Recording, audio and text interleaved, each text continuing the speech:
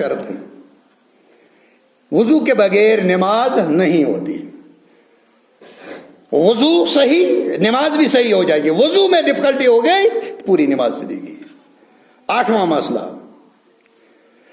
کامل وضو گناہوں کی تلافی کا سبب بنتا ہے. اس سے گناہ مٹ جاتے ہیں، اللہ گناہ معاف کر دیتا ہے کامل وضو سے. آدھا وضو کرو گے تو پھر نماز بھی نہیں ہوگی، تو گناہ معاف ہونے والی بات ہی نہیں ہے. اس کے بعد 9واں مسئلہ، نماز کے دوران اخلاص، یکسوئی، کامل توجہ اور وسوسوں سے دل کو محفوظ رکھنا نماز کی قبولیت کے لیے شرط ہے اور اللہ کی رضا کا باعث بنتا ہے. نماز میں یکسوئی یہ نہیں کہ نماز میں بیٹھا ہے، دکان سے حساب وہ یاد آ رہا ہے، نماز میں کوئی چیز بھول گئی ہے وہ نماز میں یاد آ رہی ہے. ایسی بات نہیں ہے، خیال آتا ہے ہمیں نہیں. صحابہ کے لیے، اس کے لیے حضرت محمد رسول اللہ صلی اللہ علیہ وسلم نے ایک بار امتحان لینا چاہا. کون آدمی ہے ایسا جس کو میں اس کو انعام دوں گا، اونٹ انعام دوں گا، جو نماز پڑھے گا لیکن کوئی خیال اس کے دل میں نہیں آئے. حضرت فاطمہ الزہرا رضی اللہ تعالیٰ عنہ، ان کے بارے میں آتا ہے وہ نماز پڑھنے لگی، نماز کوئی خیال نہیں آیا. سلام پھیر کر فرمایا یا رسول اللہ صلی اللہ علیہ وسلم، مجھے ایک خیال ضرور آیا کہ نبی کریم صلی اللہ علیہ وسلم مجھے کون سا اونٹ دے دیں گے، انعام میں مجھے کون سا اونٹ ملے گا. اتنا خیال آیا.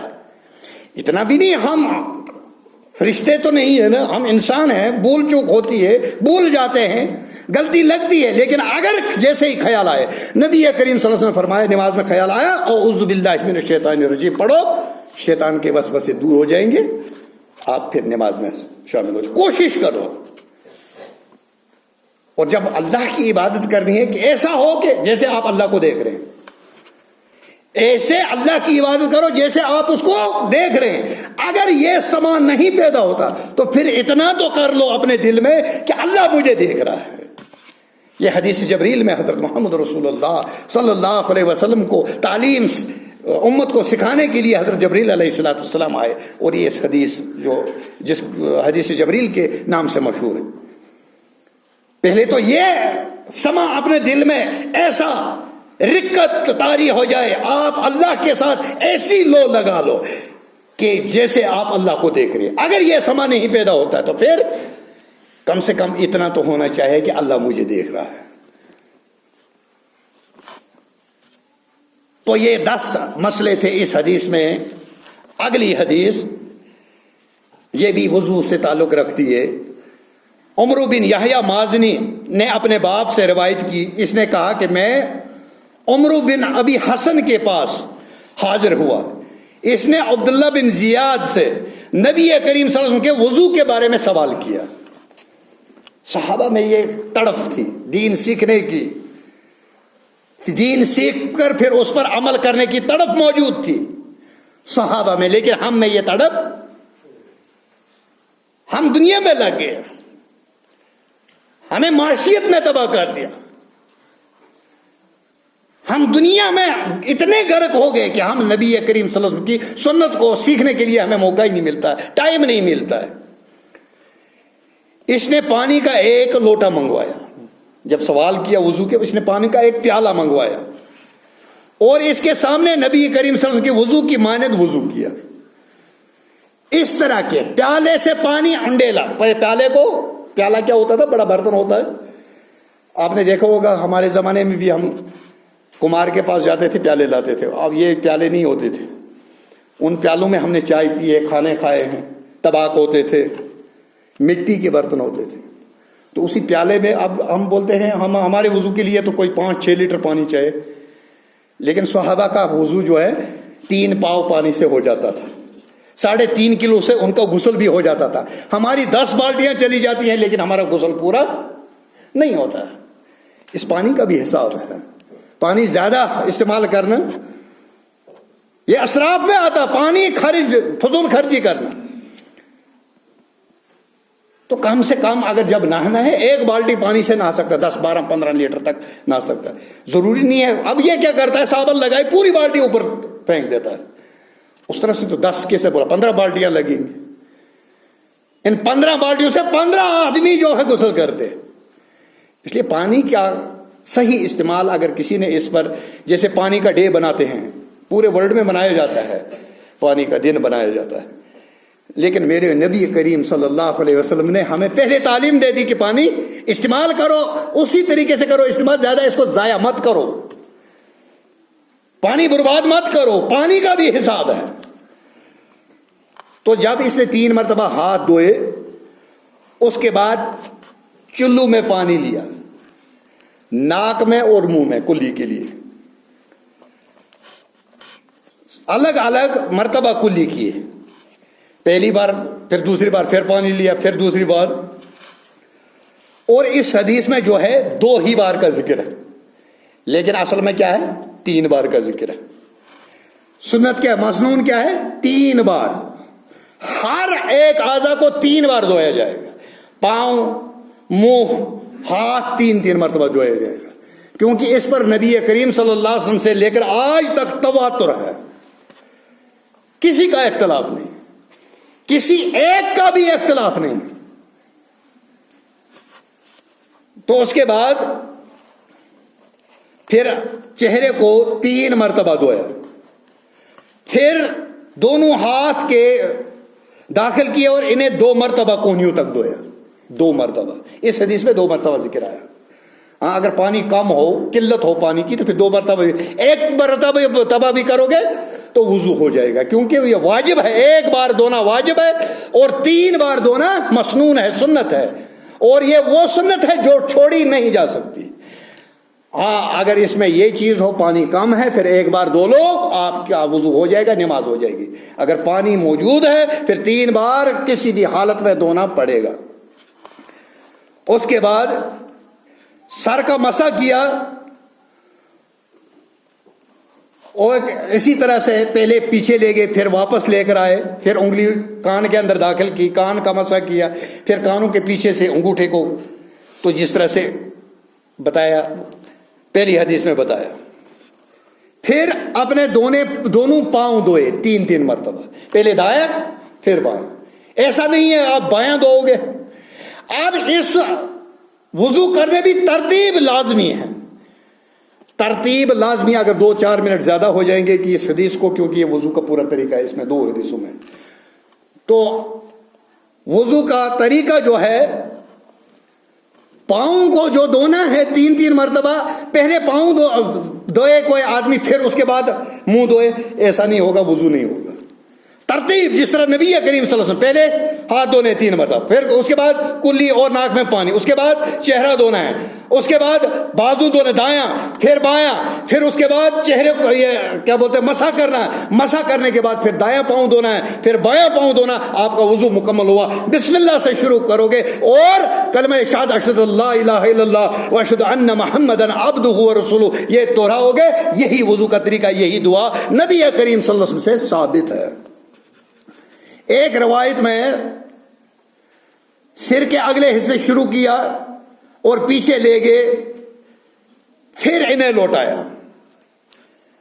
آدھے لے جاتے ہیں، یعنی ایک حدیث میں لوٹانے کا ذکر ہے، پھر واپس لانے، یہ انگلیاں پھر واپس لانی جہاں سے شروع کیا تھا. تو بہتر یہی ہے، لیکن یہ جو ہے اور یہ ثابت نہیں ہے، اس میں کوئی دلیل نہیں، کوئی حدیث نہیں. اس کے بعد اس حدیث سے جو مسائل نکلتے ہیں، 5 مسئلے، یہ میں بیان کروں گا، اس کے ساتھ ہی ہم اختتام کریں. اس حدیث میں یہ وضاحت کی گئی، کلی کرنا، ناک میں پانی چڑھانے کا عمل 3 مرتبہ کیا جائے اور 3 مرتبہ الگ الگ 3 چلو پانی لیا جائے. پہلی بار چھینک دیا، پھر دوسری بار پھر چھینک دیا کلی کی، تیسری بار پھر چلو لیا، پھر کلی کی، ناک میں پانی چڑھا، ناک بھی صاف ہو گیا اور کلی بھی کرنی ہے.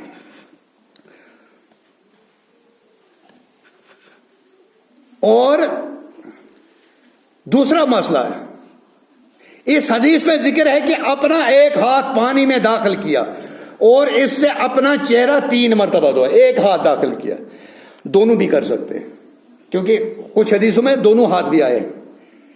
ایک ہاتھ سے صحابہ لیتے تھے، پھر ایسے پکڑ کر اپنے چہرے کو دھوتے تھے، اور داڑھی کو کھلال بھی کرتے تھے، اس کو تھوڑی کھلال کرتے تھے تاکہ پانی جو ہے بالوں کی جڑوں تک پہنچ جائے۔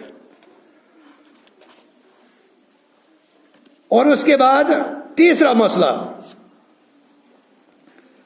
سابقہ حدیث میں ثم مسح براسی کے الفاظ مذکور تھے، جس کا مفہوم یہ ہے کہ سر کے کچھ حصے کا مسح کیا جائے۔ ایک حدیث میں یہ آیا ہے کہ کچھ حصے کا، لیکن اس نے کلیئر کر دیا کہ پورے سر کا مسح کریں۔ ان دونوں حدیث کو یہ نہیں ملے گا کہ ایک ہی حدیث میں پورا وضو کا طریقہ نہیں ملے گا، یہ آدھا ایک میں، آدھا دوسرے میں، آدھا تیسرے میں، ایسے جمع کر کے یہ حدیثوں کا سلسلہ جو ہے یہ جمع کر کے پھر وضو کا طریقہ ہمیں معلوم ہوتا ہے۔ اس کے بعد چوتھا مسئلہ، سر کا مسح ایک مرتبہ کرنا رسول اللہ صلی اللہ علیہ وسلم سے ثابت ہے، ایک ہی مرتبہ، اس کو 3 مرتبہ دہرانا نہیں ہے۔ اور پانچواں مسئلہ، دونوں پاؤں کا دھونا لازمی ہے، دونوں پاؤں کا دھونا لازمی ہے۔ نبی کریم صلی اللہ علیہ وسلم نے ہر وقت جب بھی وضو کیا تو پاؤں کو دھویا، نہ کہ مسح کیا۔ پاؤں پر مسح نہیں ہے، موزے پر مسح ہے، پاؤں پر مسح۔